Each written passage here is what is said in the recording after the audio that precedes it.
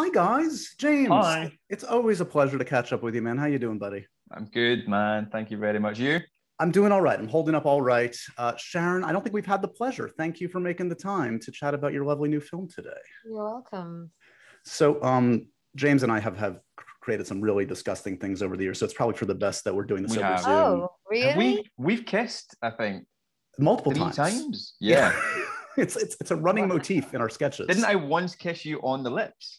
Yeah. Yeah. You and my wife are basically on even keel. I haven't gone further with her either, so it's Is this for realsies?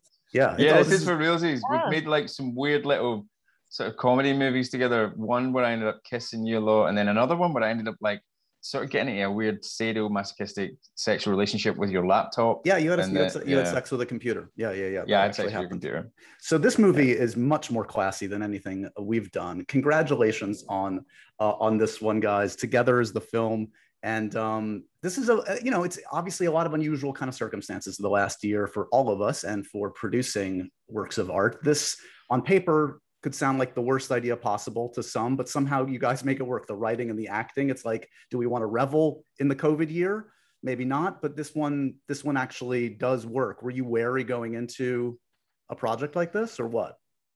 Weirdly, I wasn't wary, considering how I felt about, there wasn't a huge amount of COVID content made, but there was a period of time where no one was making any TV, and it was clear that someone had to try. Someone has to do it, yeah. Because there was reruns, and then there was the sort of people sort of filming stuff on Zoom and la. And so I was just like wanted to steer clear of all of that, and then this came along, and it was written by Dennis, and Dennis and I go way back, and I know he's a brilliant writer, but I honest to God, it sort of blew me away when I read it. I just found it so I was just so engrossed from the first page. I just wanted to be with these people, and then knowing that it's a lockdown drama with real comedic moments in it, so it wasn't going to be just this sort of, you weren't just going to be talked at and sort of made to feel sort of grief all the way through. You were going to be entertained, and Stephen Daldry was going to helmet, and then to get to work with James McAvoy on this, who I've loved for years and admired for years, and just to get the chance to do a two-hander pretty much, just with him, felt like, so there was no part of me that was worried about it, because I knew it was going to be good, Well, unless the script. Sorry, no, I was going to say the script is delicious. I mean, the dialogue, I would imagine as an actor, you can really chew on this stuff. I mean, this is about a couple that is not necessarily in the best stretch of their relationship, to say the least. And as we all know, we sadly can say the worst things possible to the people that we have the most history with. And some of the stuff you guys say to each other is so cutting. I mean, probably love you might be the most damning phrase you can say to a lover.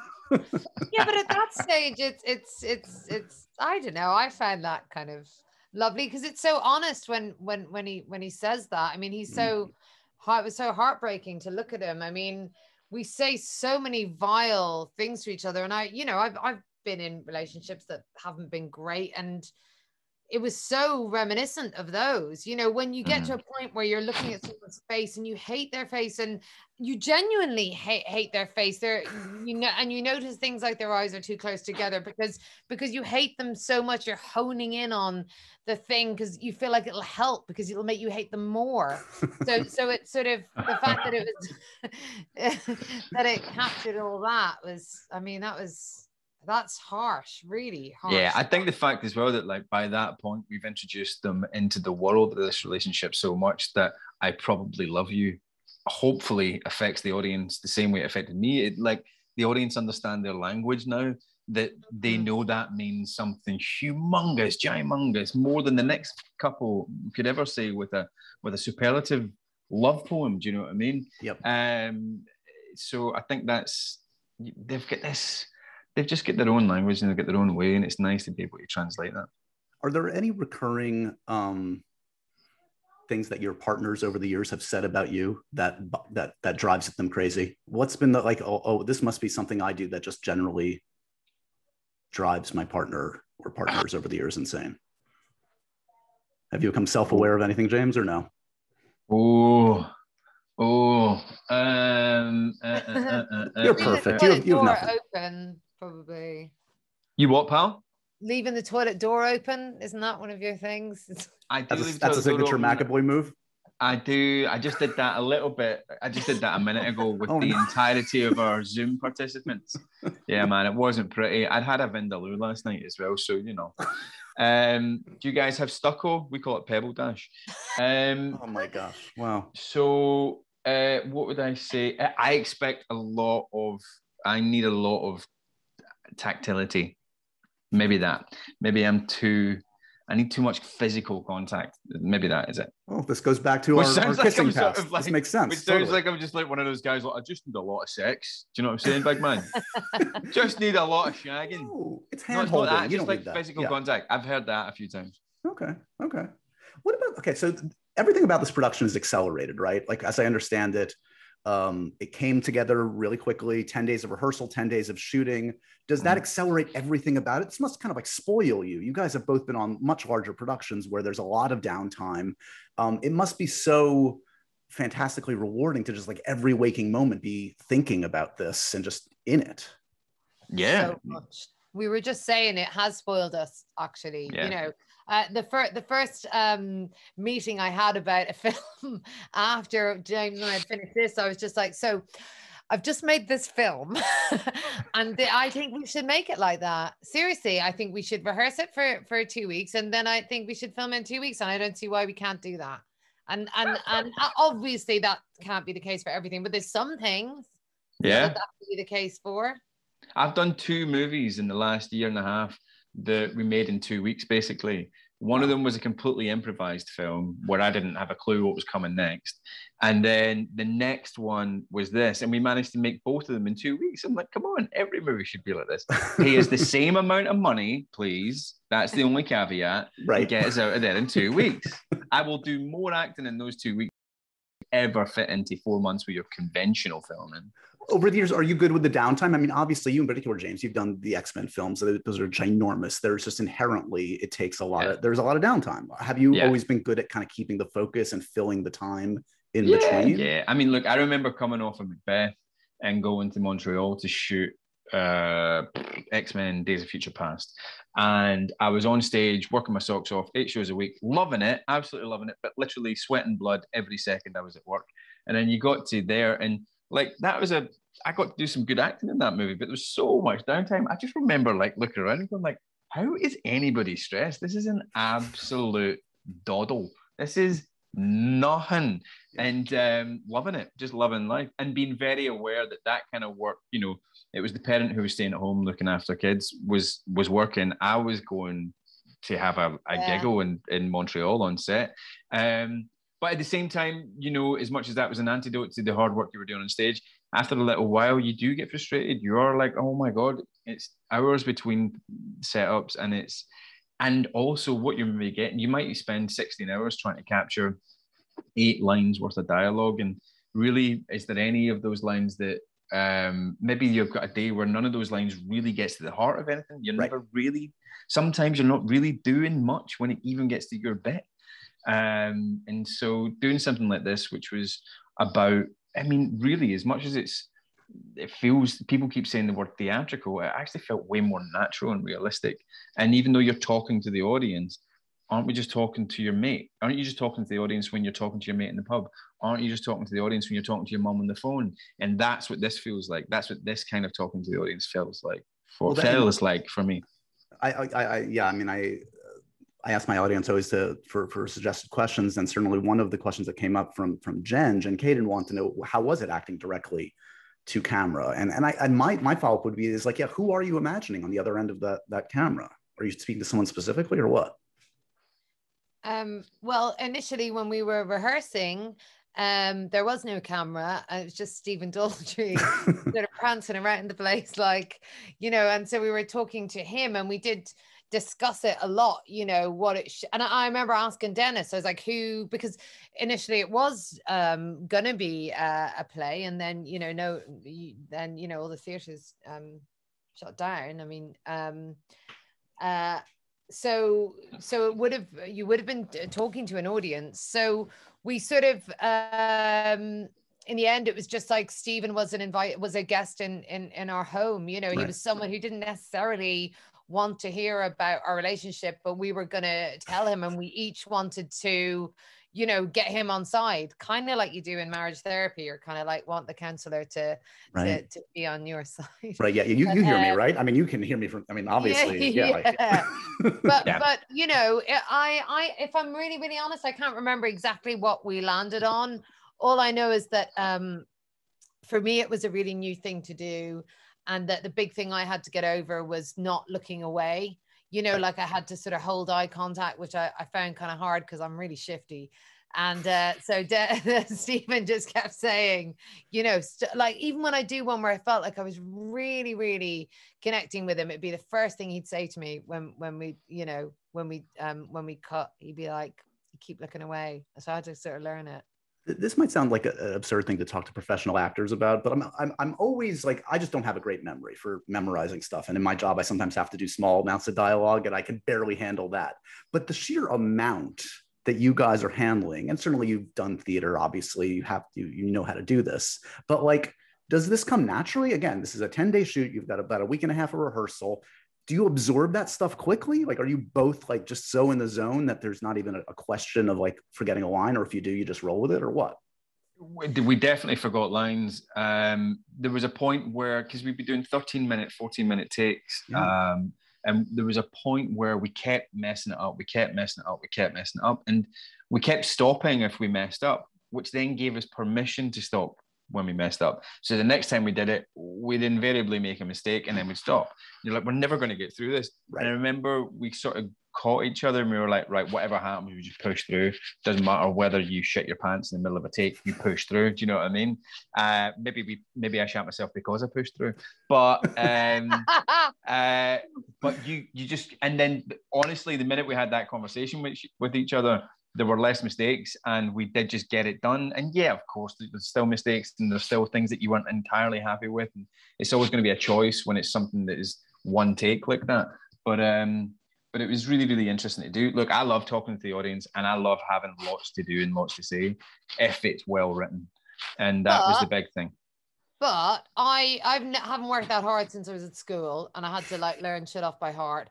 You know, my favorite review of all our reviews was the one that talked about how many lines we had to. And when my dad called me to say well done, he was like, Jesus, I don't know how you remembered all that dialogue, Sharon. I was like, yes, someone noticed. It was like, I found it really, really hard, like as hard as the acting bit. I mean, it was shitloads to learn in very little time. So is there a line that, is there a line? No, I totally have mad respect for it. Is there a line over the years that has haunted you?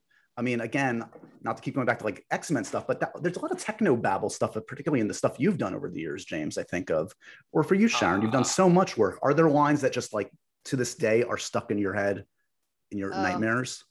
Well, I did a series called the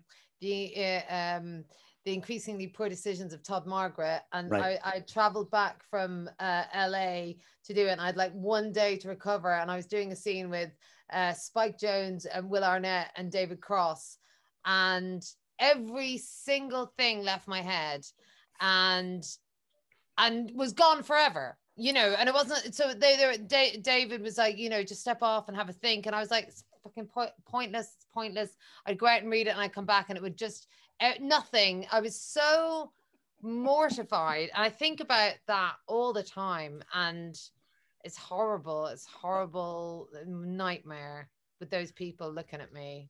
Just awful. Let's relive some horrible story for you, James. Even the score. What do you got? Oh my God, I don't know. I mean, I think I'm just really good at remembering it now. Don't know. Look, I've totally. Do you know what it is though? I forget my lines all the time. I forgot my lines on stage doing Shakespeare. Just recently doing Rostand. Like I forget my lines all the time. But I generally just blag it and make it. I'm like, I'm not going to stop talking until I get back to a line that is actually in the script. And that's generally what I do. I'm like, I'm going to say as much as I need to say, as much ridiculous pesh as I need to get out of my mouth until I get back on target. Well, that's the good thing about Shakespeare. You can just improvise Shakespeare very easily. You can just make it up. Try improvising rhyming couplet Shakespeare. It's ridiculous. You mentioned a project that I'm actually very, very curious about, James. I love Claire Foy, and I love the background of this project. So yes, this is kind of an improvised thriller that you shot. What can you say about My Son? My Son. It's directed by Christian Carry-On. What a carry-on it was. And he's made this film once before in France. His idea is that he makes it every couple of years in a different country, different language, different actors, and see what happens, because the lead actor doesn't have a script, doesn't know what's going to go on from 1 minute to the next, and he just lets you go. So like my first day I show up, and I don't want to give anything away, but my first day I show up, literally drive to these location, this GPS coordinates, and Claire's standing there doing something, and I'm like, all right, here we go. Apart from the fact that I've known Claire for years, and like I'm like, all right, Claire. But wow, yeah, it was pretty. How did you not laugh, James? How did you not just? I would just have laughed all the way through. Well, there was a couple of moments. There was a bit where Gary Lewis shows up, and I'm like, all right, Gary. I'm like, it's quite hard. And then another point, like a guy jumped out of something and tried to do something to me, and I was like, oh, it's Jamie Mickey. We've been playing football together for like 15 years. And yeah, so it was quite funny a couple of times. And they're there to preserve the kind of the reality of it all. And you are, but they're also preserving the sort of anyway, blah blah. It's another That's movie. amazing. But you're like the star of your own punk show. You're like in a reality show where they're just it's amazing. And for you, Sharon, it's great. Would make it a great film within a film. That you should make that every other year when he's not making. There you go. Every year. Sharon, you're always obviously very busy. Among the many projects on your slate, did you shoot the Nicolas Cage movie? This very strange. Bizarre... So on the Nicolas Cage scale of crazy Nicolas Caginess, this is him playing a version of Nicolas Cage. Yeah. How insane a Nick Cage experience did you have in the best possible way, I hope? Oh, in the best possible way. It was, it was completely insane. I mean, not because he's playing himself, and he's playing he's playing a version of himself. Right. And then he's playing a version of a younger version of himself. And it's super meta, and it's also like a sort of it's a thriller, and it's there's like high speed chases and like everything you could possibly want. There was one day where he'd sort of been recording his lines the night before, because it's how he sort of learns them, and he came in and he decided to do them in a certain way, and he was sort of playing the and laughing his head off, and that was a real sort of I never thought I would be in a Jeep doing an action movie with Nick Cage where he's playing me the lines that he'd recorded the night before, and but it was just the best fun ever. But it was also weirdly in the midst of lockdown. Like, we shot it in Budapest, and right, it locked down hard when we were there. So we were just in this hotel with nowhere to go and really nothing to do. And it was intense in that way. Also, I decided in order to like really feel and take in the moment of working with Nick Cage, that I would watch Nick Cage movies in the evening. That I wasn't just being all like blasé about it. So that was weird. I'd come in the morning and talk to him about something I'd watched the night before. I know that sounds weird, but I had to do it. I love it. Yeah, I spoke to Pedro Pascal briefly at the end of it. It seemed like it was an experience for all of them, and I can't wait to see how it turned out. Guys, thank you so much for the time tonight. This was a little bit of a shorter version of the podcast that I usually do, but I couldn't resist the chance to catch up with my favorite kissing bandit, Mr. James McAvoy, and to meet you, Sharon, because I'm such a fan. Congratulations on the film, guys. And I look forward to catching up with you guys soon. You too. Take care, Josh. See you guys.